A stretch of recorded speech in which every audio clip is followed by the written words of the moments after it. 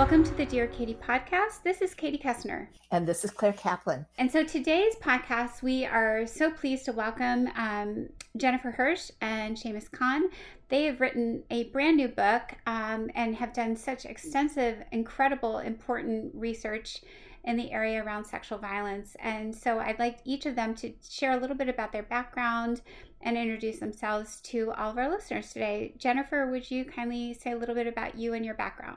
Sure. Katie and Claire, it's terrific to be with you today. Jennifer Hirsch, I'm a professor at Columbia's Mailman School of Public Health. I'm an anthropologist, and I've spent my career working at the intersection of gender, sexuality, health, and social science.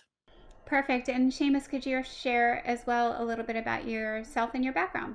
Absolutely. My name is Shamus Khan. I'm a professor of sociology and of American Studies at Princeton University.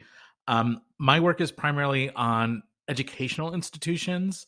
I've written about elites and inequality and gender. And so I bring a lens with Jennifer of thinking about inequality and gender to her expertise on sex, sexuality, and relationships. Thank you so much. It sounds like a brilliant partnership already. And I think for the sake of our listeners, as we often feature survivors and their stories, they would love to hear a little bit from each of you about how you came to work in this field, specifically around ending sexual violence, and really, hopefully, as we work toward ending sexual violence in totality. So, Jennifer, how did you navigate that path to this cause particularly? Two very quick stories. So the first is when I was 12, I got in trouble for making out with my boyfriend behind the bunk at camp. And I marched into the camp director's office and I told her that she should be ashamed for giving me negative messages about sexuality. Another brief note is when I was in college, I remember probably the scariest experience I had in college was standing outside an all-male eating club, holding a movie projector, waiting to go in and show a movie about date rape. So fast forward 30 years, and I saw the national conversation about campus sexual assault, and it felt like I was called into it because my whole career has been on prevention, and it felt like there was something that I could really bring to the national conversation in terms of the social roots of sexual assault and thinking in a whole different way about prevention. I love it. I can picture you both making out in the bleachers and getting in big time trouble. I wish I had been caught myself a few times. It probably would serve me better. Probably not behind the bleachers. My makeout spot was usually in a parked car somewhere along the creek, as we would say, growing up. But Shamus, how did you come to this cause? Well, two ways. One is Jennifer had this incredible idea for a research project, and she had asked one of my colleagues, who was then the dean of the social sciences at Columbia, Alondra Nelson, who's now in the Biden administration. And Alondra said, "I'm too busy, but ask Shamus." And so that's sort of the way that I ended up working with Jennifer on this idea of the project. Personally, a range of ways. And I think one is that when I was in college, one of my closest friends was assaulted by my roommate. And then through kind of a series of events, she had advocated for him to remain on campus. And he then remained on campus and ended up violating the conditions of his stay. And I was the person who reported that. And it resulted in my losing all my friends. And it was kind of a shattering moment for me in college, one that really changed my orientation to my friend groups and all kinds of things. And so that was a real awakening moment for me about some of the sort of social dynamics and relationships that are part of not just the experience of being assaulted, but the reporting process and what it does to friends and communities. Shamus, I want to dig in on the book, but I do really appreciate, and I think our listeners do too, what you just shared about your roommate. And before we leave that just briefly, I wanted to hear about the resolution. It was, you were brought in, but how did you go on about your way when this was going on in your domicile, your own space and air you breathed every night?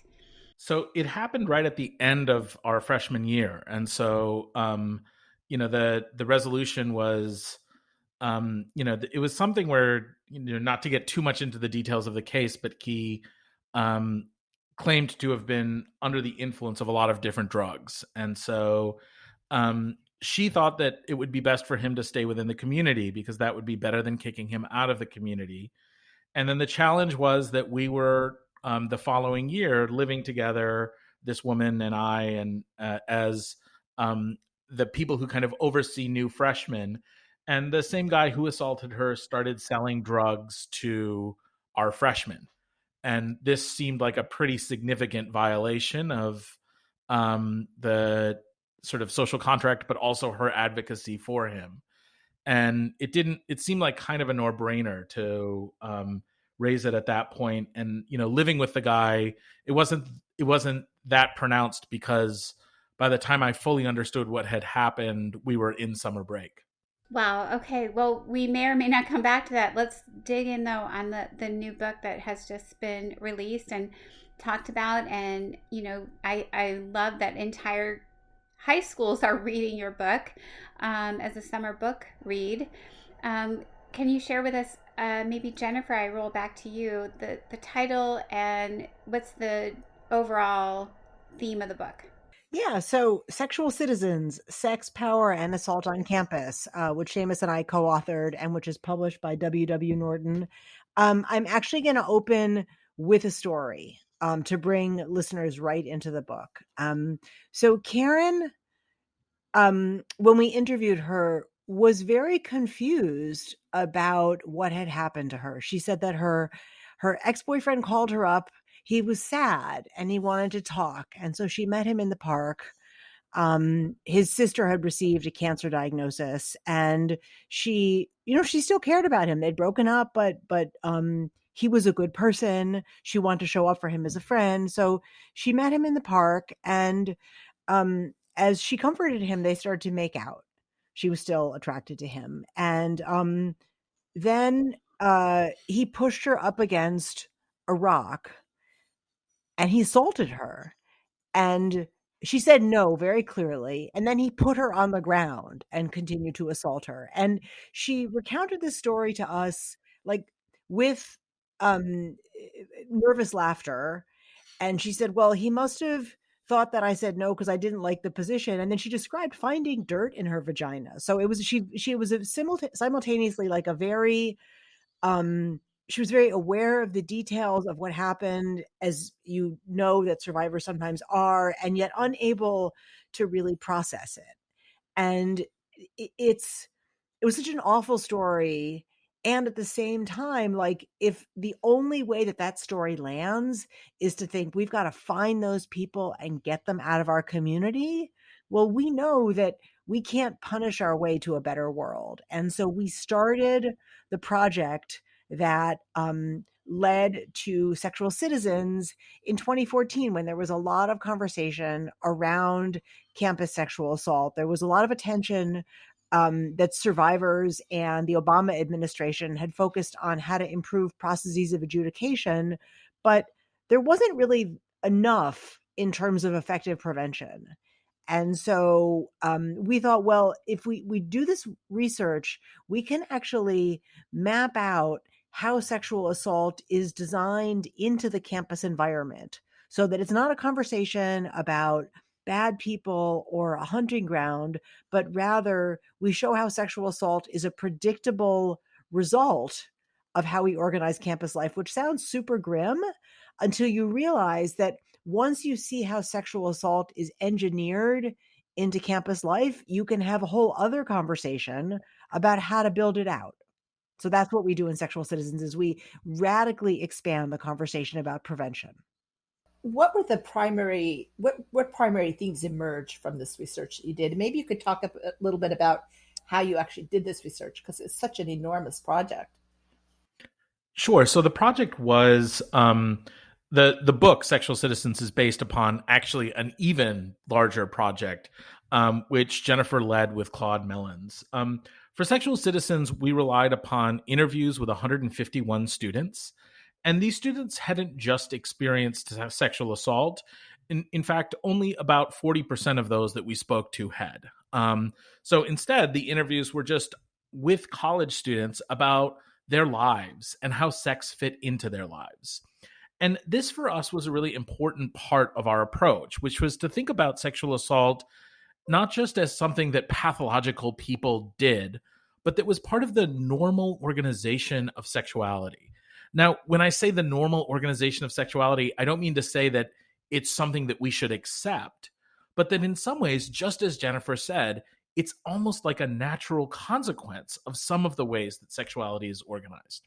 So in those 151 interviews, which lasted typically about 2 hours, sometimes longer, we talked to people about their lives before college, in college, their experiences with intimacy, their experiences with sex, and their experiences with sexual assault.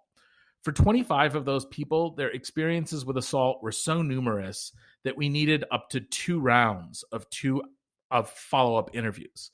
So, that's an additional 4 hours of discussion. Now, what people say and what people do aren't always the same thing. And so, in addition to those interviews, we also had embedded ethnographers. Jennifer and I were 2 of these people. And what embedded ethnographers means is that we, along with a group of younger researchers, spent time with students. Jennifer and I only spent time with students in public spaces. We both taught at Columbia University at the time. And, you don't really want to see your sociology professor hanging out at a party. But the younger researchers were in those private spaces. That meant spending time with them in fraternity basements and sorority socials. It meant hanging out with students on intramural sports leagues and in religious student spaces. It meant making dinner at night in campus apartments, as well as hanging out and playing video games or Catan early into the morning hours. And what this research did was it gave us a sense of the lived experience of being a college student. So the aim of our research was really to kind of pull back the curtain on college life and then use that portrait of college to make sense of why it was that sexual violence has been such a persistent feature of the college experience. And what were the primary themes that emerged from that research?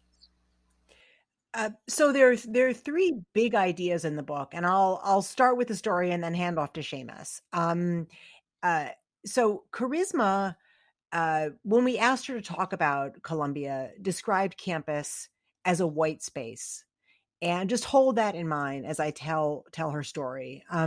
She talked about the guys on campus as a lot of them were white guys who listened to shitty music, drank too much, and didn't find her attractive. And she didn't really find them attractive either. So she ended up going off campus, actually to Brooklyn, to connect with a guy who she'd been texting with, a friend of a friend. And in the book, we tell the story of her being assaulted in his room. And the ideas that we use to make sense of Charisma's story and Karen's story and all the other ideas are sexual projects, sexual geographies, and sexual citizenship. Sexual projects is the question of what sex is for, which you might think is like the kind of question that only 2 professors would ask, because of course we know what sex is for. But actually, we don't really know what sex is for, because none of the students we spoke with were trying to make babies. And a lot of the sex that they had was not very pleasurable. And so, in fact, we saw that students were involved in a range of sexual projects, which were connected in a complicated series of ways to their vulnerability to assault and to their risk of assaulting someone else. Sexual geographies is the spatial question. It's the way that space is not just a backdrop for everyday experience, but actually almost like a third character that organizes some of what happens. So think about Charisma's Charisma's description of campus as a white space. She felt socially pushed off of campus because the dominant ways of socializing were not ways that she felt interested in or comfortable in or welcome in. And so she ended up off campus at this guy's apartment in a space that he controlled. She wasn't a wealthy student, and so she couldn't just open up an app and come back to campus when it felt to her like things were running off the rails. And so there are all kinds of ways, both like micro level ways in terms of how dorm rooms are furnished and who has control of our party space, and more macro level ways that have to do with sort of which social groups control space on campus. And in particular, I think specifically, at least in the Columbia and Barnard context, how a lot of the high value social spaces are controlled by students who tend to be wealthy, white, cis, heterosexual men. So that's sexual projects and sexual geographies. Then I'll hand off to Shamus to talk about sexual citizenship. The thing that Jennifer and I are doing here in highlighting space is actually building on decades of feminist scholarship and activism that talks about the interrelationship between power and sexual assault. And what we're noting is how space is often intertwined with power, but that also organizations and institutions frequently have policies and procedures that augment rather than moderate power inequalities. So let me just give one quick example of that. That seems like it has nothing to do with sexual assault, but actually may have a lot to do with sexual assault. At Columbia and Barnard, there's this naturalization that as you get more senior, as you are more senior at the institution, you have better space. So seniors typically have singles. They typically have places to socialize around their singles. They frequently have places to cook and eat. And freshmen, by contrast, have very few places to collectively congregate. They often are in double rooms, etc. So what does that do? Well, one of the things that it does as an institutional policy is funnel younger students into spaces controlled by older students. And if somebody is going to host another person for sex, typically, not always, but typically, it's a more senior student.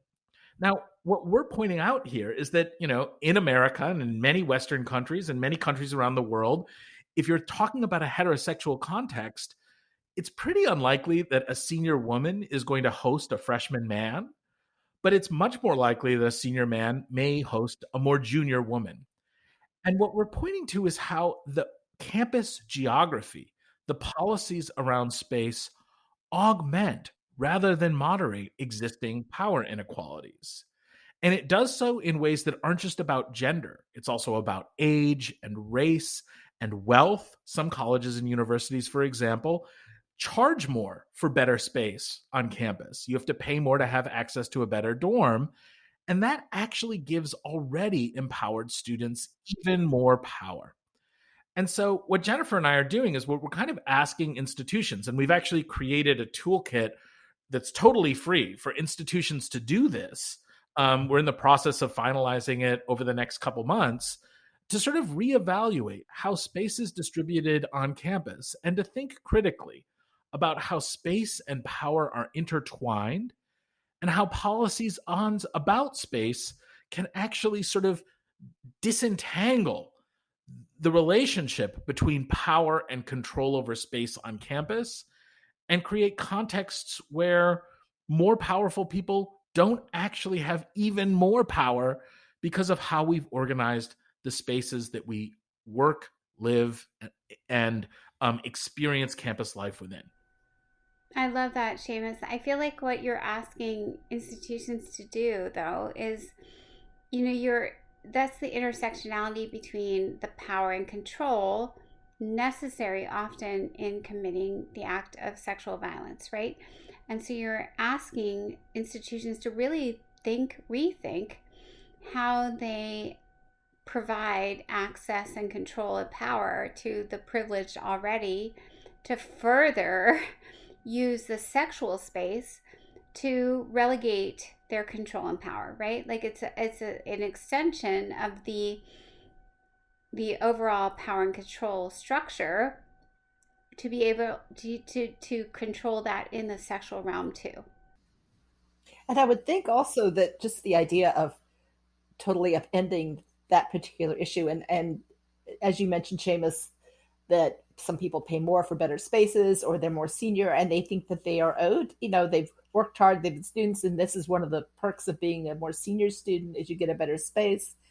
How changing that formula, and including maybe even changing how rooms are designed, how that could cause an incredible backlash. Yeah, and has it done so? I'm curious, Jennifer and Shamus, have in you rolling out your platform, how has it been received?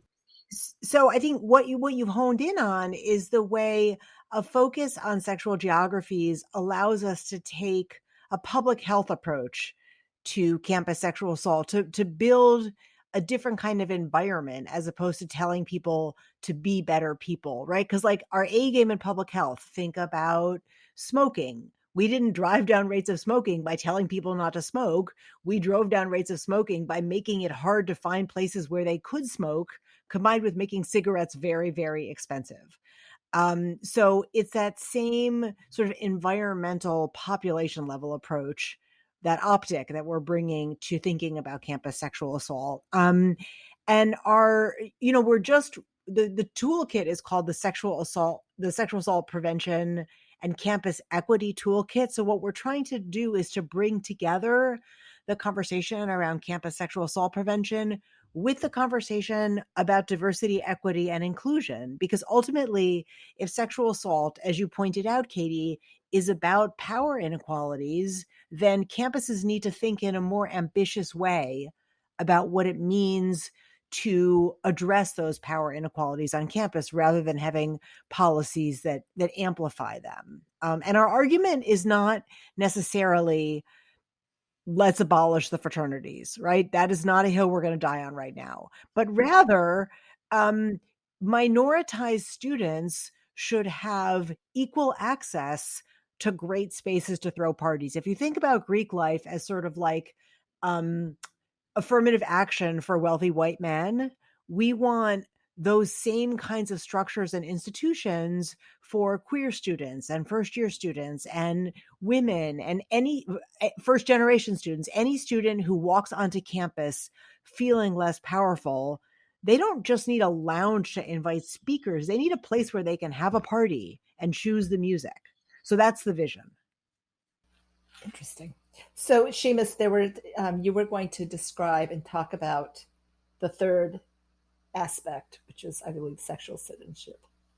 Yeah, sexual citizenship, which is the sort of third leg of the stool of sexual projects, sexual geography, and sexual citizenship, is really kind of a provocation. And by provocation, I think there's sort of two ways that Jennifer and I think about this. The first is that the idea of sexual citizenship is that all of us have the right to sexual self-determination. That is, we all have the right to decide on the kinds of sexual experiences that we want.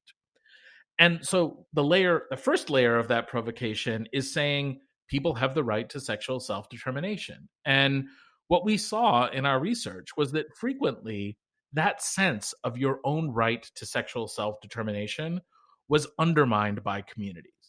So for queer students, for example, we frequently saw how queer students' rights to sexual self-determination was undermined by the communities that they came from, because basically they were told you don't have the right to have the kinds of sexual experiences that you want. They're illegitimate. And that really erased those students. We also saw this, though, frequently with women whose right to their own sexual desires was undermined by many of the communities that they came from. In the story of Charisma that Jennifer told earlier on, one of the things that, Charisma had was this sense that, like, she didn't really have a full set of rights to her own sexuality. She didn't know how to express it. So the first provocation is to say it's our community responsibility to instill in young people their right to sexual self-determination.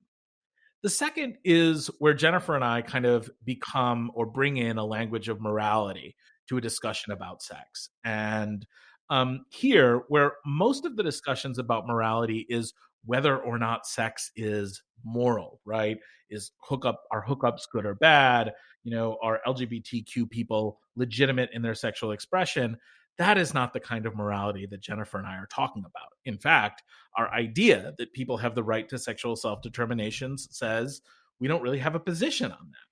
But where we do have a position is that we don't just have rights to sexual self-determination, we also have obligations to recognizing other people's equivalent rights.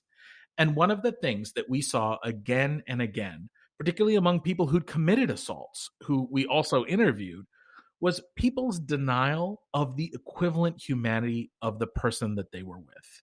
So we saw this context where young people frequently denied the equivalent sexual citizenship of their partners.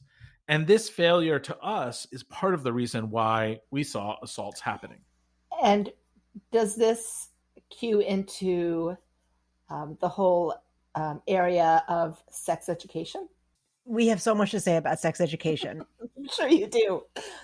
One of the papers from the broader study, which was first authored by my husband, John Santelli, but I'm not just mentioning it because of that, it's also a really important paper, showed that women who had had comprehensive sex education before college were half as likely to be raped in college. So whatever you like, certainly, unquestionably, our job in prevention is to teach people not to assault other people, not just to focus on teaching people to defend themselves. And yet, the thing that the survey showed is that it was women's practicing saying no to sex that they didn't want to have, which also implies that they could say yes to sex that they did want to have. One of the limits with a lot of sex education, even if it's not abstinence only sex education in the United States, is that it implies that sex is like a dirty, rotten, nasty thing that you should wait and do with someone you love after you're married, which is not a message that upholds young people's sexual citizenship. So if sex education just teaches about ovaries and fallopian tubes and body hair, it's not affirming young people's sexual citizenship. Good, comprehensive, inclusive sex education that recognizes that not all students are cis hetero can really affirm sexual citizenship by communicating to young people that they do have the right to say yes, because we can't expect them to feel like they have the right to say no unless we also educate them that like it is their choice to have sex when they want. I was thinking when you were talking, Shamus first, but also Jennifer, I'm thinking of Fran, who was shamed as a kid. Yeah, actually, I now every time I think about Fran's story, I did that interview and it makes me start to cry. I'll just tell the early part of it. So when she grew up in a very religiously conservative community. Her family moved there. They weren't of that religion. And she recounted showing up to a pool party when she was 5 years old.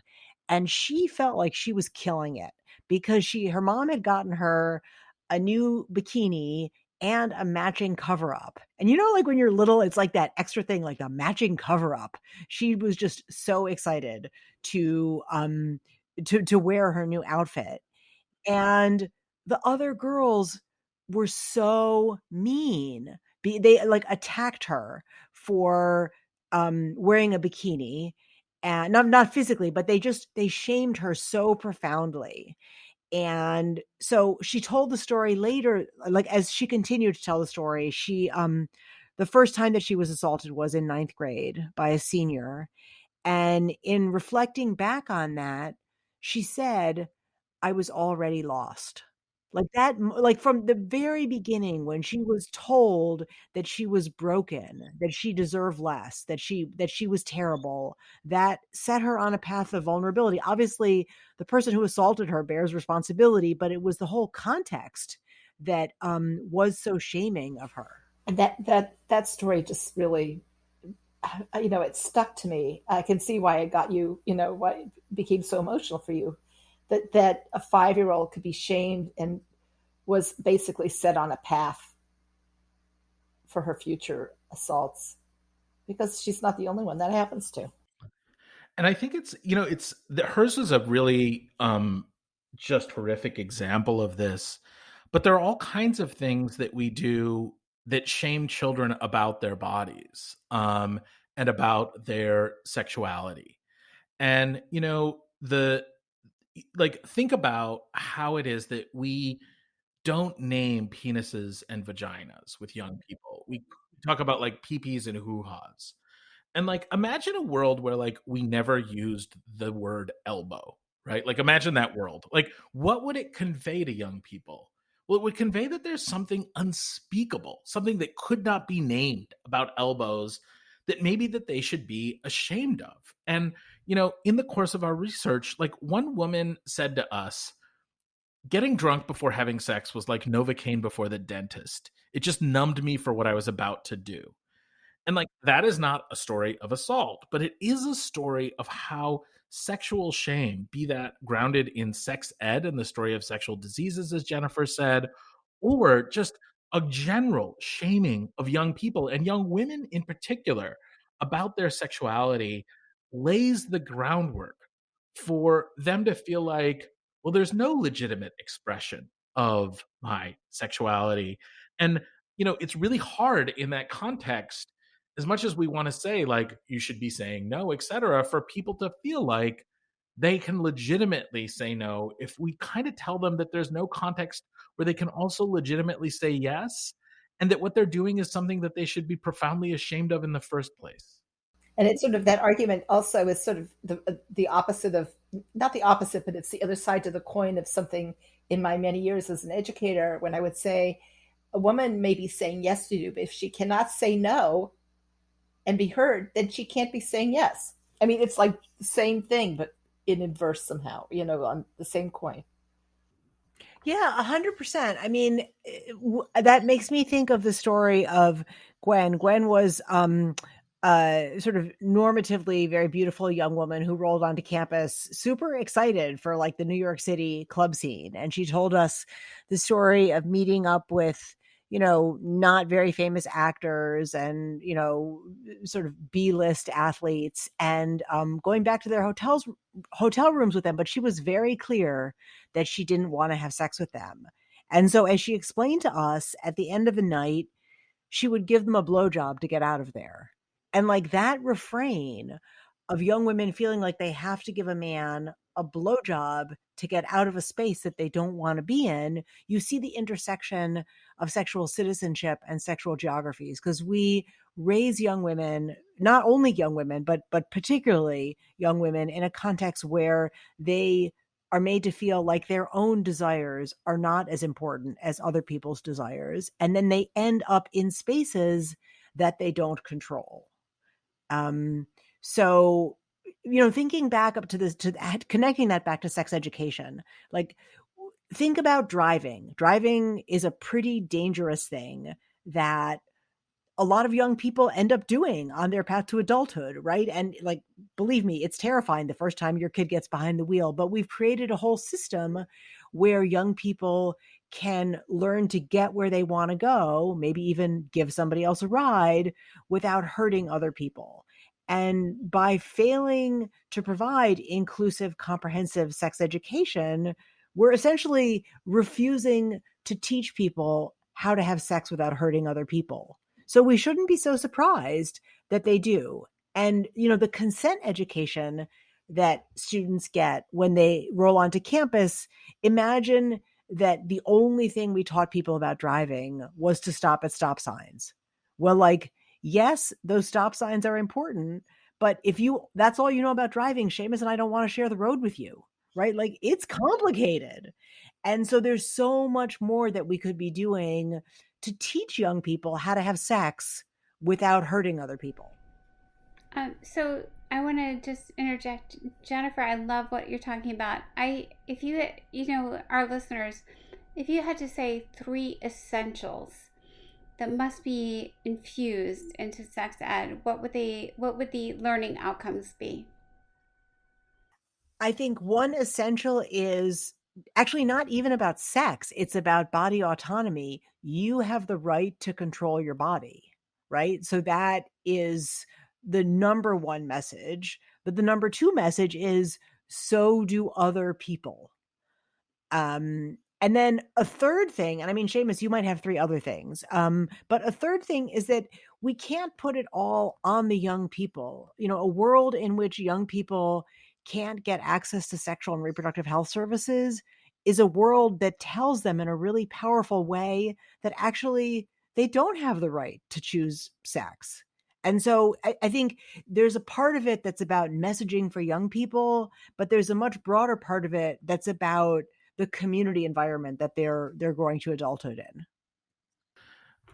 The thing that I would add, Katie, to that question, I totally agree with Jennifer that you have the right to your own bodily autonomy and other people have their own right to their bodily autonomy. I think the thing I would add, and maybe Katie, it's not what you're you're asking about, is connecting everyday lessons of growing up to sex. That frequently we silo the education about sex, but like kids get sex ed all the time. We just don't talk about it as sex ed. So when Jennifer and I talk about comprehensive sex ed, we're not talking about like teaching kindergartners the mechanics of sex. We're teaching them things like don't grab, use your words, right? Like that is a sexual assault prevention strategy.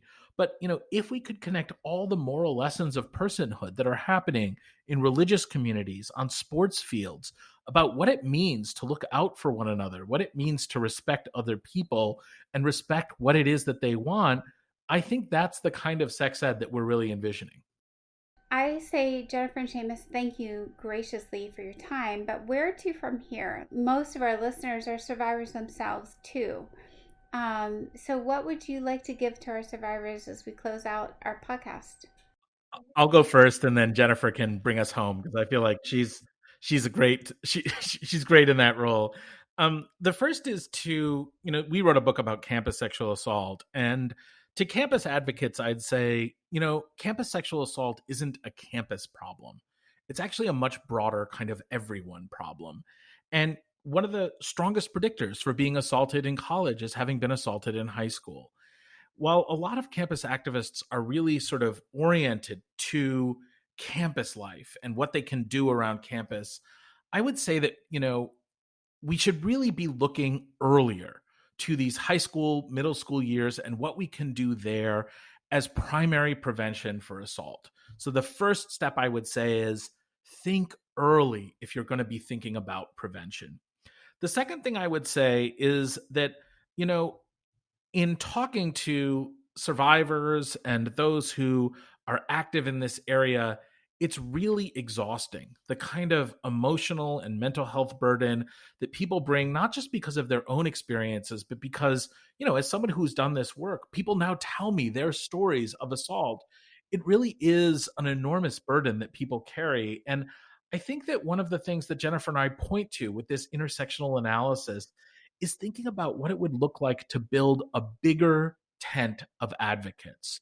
What would it mean to bring in people who do diversity, equity, and inclusion work and other people around you who are also in that fight for equality as part of the work that we're doing? And so those are the two things that I would suggest. I'm sure Jennifer has many more. I have two actually very simple and important things that people should do now. The first is that we have to insist that state level policymakers provide young people with age appropriate comprehensive sex education.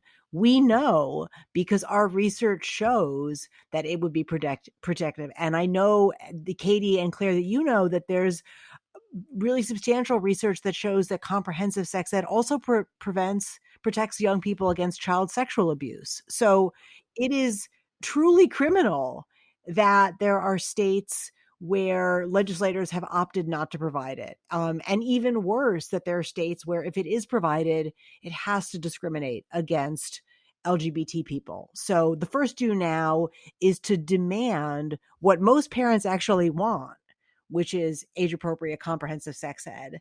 And then the second is that parents can play an incredibly important role in affirming young people's sexual citizenship. Because and I say this with all the humility of someone who's raised two young men, you can't get them to do always what you want with their bodies, right? Like I totally failed to get my sons to floss, no matter how many times I told them.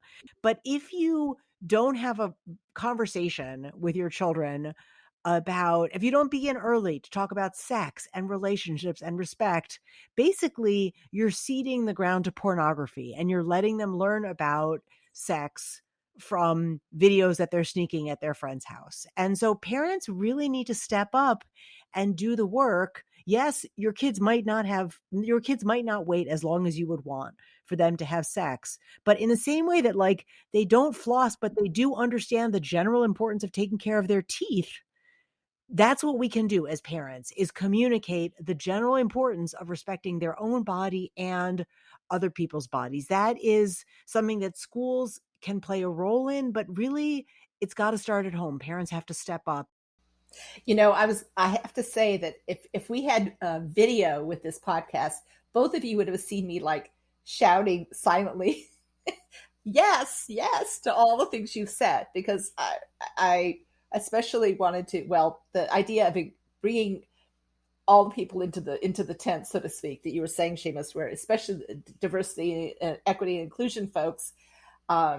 So yes, absolutely. And also, because of course they're one and the same. I mean, so much connection. And then Jennifer, what you're saying about parents, and we can hope that when their brains finish growing, they'll start flossing, right? But it's like with parents are so critical to basically creating the platform. And maybe we seed sex ed to schools because most parents are afraid to discuss it with their kids, or they don't feel it's the right thing to do. But these are the same people that say it's my job to teach my kid about sex, right? So it's this conflicting message that parents convey, and maybe they're afraid, or maybe they don't know. But and in the climate we're in right now, I feel like if we provided this information to young people, and as Shamus, as you said, young people are more likely to be assaulted in college if they've been assaulted in high school. And we know that more young women in particular who do not attend college are assaulted than women who do. So why don't we provide this? Why don't we do this in elementary, middle, and high school?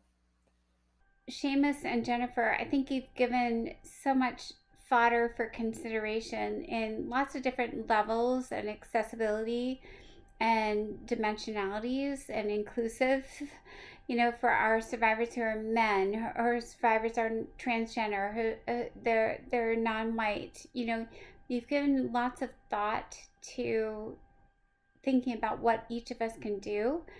And for our listeners, I hope you'll grab on to whatever resonated with you from Shamus and Jennifer's conversation and their research. I have every confidence, Jennifer and Shamus, that this will not be your first or last book together. Hopefully you'll continue on this journey and write another one and keep going with the research, because it's so very critical to giving us the best information possible, to informing us. So thank you, Jennifer. Thank you, Shamus, for joining us. Thank you so much for having us on and lifting up our work. We really appreciate it. Of course. Thank you so much. We're delighted to have an opportunity to share our work, Sexual Citizens, Sex Power, and Assault on Campus with Katie and Claire. And we encourage anyone who's interested to pick up a copy of the book. It's now in paperback, so that's important to know. And again, this has been the Dear Katie podcast. And thank you again to all of our listeners. We hope you will continue to tune in and listen in and support additional survivors in their journeys, and learn more about our various ways in which we can be more informed and more empowered to affect change in any space or place where we grace our, presence. And Claire, thank you again for joining. Can you close us out? Sure. So just a reminder, if you are seeking resources, you can visit takebackthenight.org for that list and also information about our legal support hotline. And just so you know, and as you heard today, we are never alone. And there are many who are walking with us in solidarity and in healing and in supporting survivors and in ending sexual violence. Thanks so much, Claire. Thanks, Shamus. Thanks, Jennifer. And together, again, we will shatter the silence and end the violence. We look forward to next week's podcast.